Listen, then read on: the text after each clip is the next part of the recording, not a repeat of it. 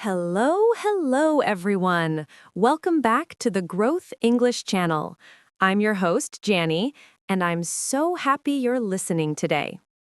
And I'm your co-host, David. Whether you're on your way to work, eating breakfast, or relaxing at home, thank you for joining us. Today we have a fun and super useful episode for your English practice. Yes, today we're talking about daily routines, but with a twist. I'm a full-time teacher, and David here is a university student who also works part-time. So our lives look very different during the day. Exactly.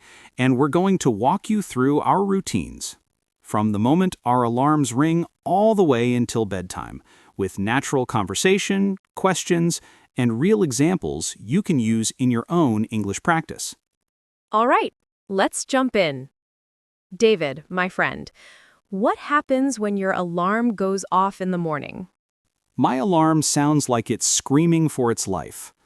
It rings at 6 a.m., and the first thing I think is, no. Absolutely not. I refuse. I reject reality. What do you do? Do you jump out of bed? Jump? No. I stretch my arm like a sad T-Rex trying to find the phone. I hit snooze. Then I stare at the ceiling, questioning all my choices. Ugh, I feel that. Now, let me share my version. My alarm rings at 6:30 a.m., and my first reaction is, okay, we can do this, maybe, hopefully. I sit up slowly because if I move too fast, my soul leaves my body. I stretch my back, crack my neck, and take a minute to breathe. Already healthier than me. Sometimes I try to be responsible, but let's be honest. There are days when I stare at my phone for 10 minutes scrolling for no reason. Oh yes, the pretend to wake up scroll. Classic. Okay, shower time. My shower is like a mini therapy session. The hot water hits me and suddenly I'm planning my whole life. My goals, my dreams, my future house, my grocery list, everything. Meanwhile, my shower is a survival mechanism. I'm half awake, leaning on the wall like, please, water. Give me life. Do you sing in the shower? Of course. And not just singing. Performing. Like full concert mode. I'm hitting high notes I can't hit in real life. We need that energy. Now, for the most important part of my morning, coffee. I go to the kitchen, open the curtains, and prepare my coffee like it's a sacred ritual. I love the smell, the warmth, the first sip.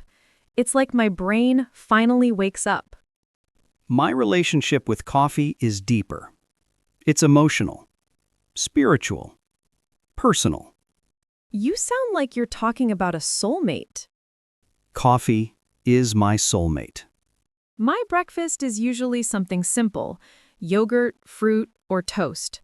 And while I eat, I look at my planner and pretend I'm organized.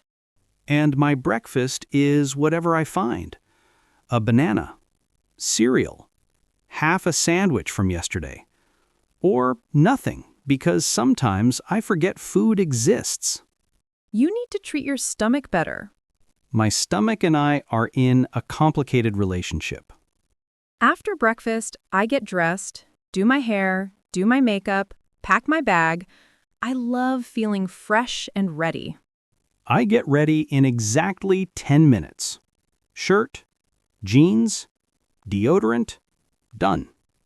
If the shirt is wrinkled, I pretend it's part of the fashion. Natural texture. Exactly. Now it's time to leave home. I walk to work listening to music, something soft and calming. I like watching the city wake up. Not me. My commute is like a jungle. Crowded buses, loud engines, people running, and somehow someone is always coughing directly into the universe. May the universe protect you. Once I arrive at work, I switch into teacher mode. Emails, tasks, communication, planning, answering questions. My brain becomes a multitasking machine. And I arrive at my job like, "Good morning, everyone. I'm alive. Barely, but alive." I start my tasks, checking emails, helping customers, organizing things, doing what needs to be done. Sometimes it's calm. Sometimes it's chaos. Sometimes it feels like I'm saving the world. During lunch, I love taking a moment to breathe. I sit, relax, maybe talk with a colleague, maybe enjoy the quiet. Meanwhile, I'm eating like I'm in a food competition. I have exactly 27 minutes to eat before going back. 27? Yes, not 30, not 25, 27. The afternoon is my second wind. I get things done, finish tasks, review work. It's productive, but by 4 p.m., I'm ready to go home. My afternoon is the keep pushing zone. I work, I talk with people, I do my job, but inside, I'm counting down until freedom. At last, home. I change clothes immediately, comfort first. Then I make a small snack and exhale the whole day. Home is my safe place.